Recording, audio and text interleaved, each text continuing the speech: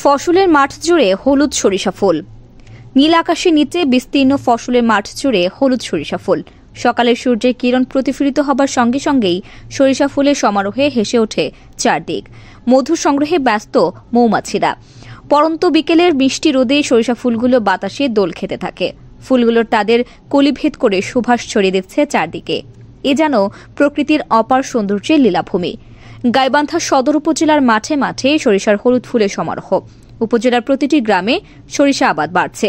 উঁচু জমি পর্যন্ত সরিষার আবাদে যেন এক নীরব বিপ্লব ঘটেছে। সঠিক উদ্যোগ এবং কৃষি বিভাগের সক্রিয় প্রচেষ্টায় কৃষকেরা আধুনিক জাতের সরিষা চাষে আগ্রহী হয়ে উঠছেন।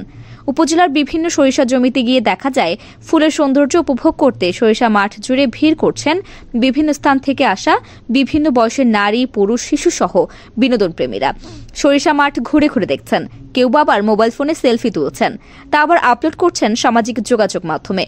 ফুলপ্রেমীরা বলছেন, অনেক সুন্দর সরিষার ক্ষেত, ফুলগুলো অনেক ভালো, তাই ছবি তুললাম। এতে খুব অল্প সময়ের মধ্যেই ভালো ফলন হয়। সরিষার ফুল থেকে বড়া এবং পাতা থেকে শাক রান্নার পাশাপাশি সরিষার গাছ জ্বালানির কাজে ব্যবহার হয়। বাজারে সরিষার ভালো চাহিদা থাকায় প্রতি মনে 2500 থেকে 3000 টাকা পর্যন্ত দাম পাওয়া যাচ্ছে।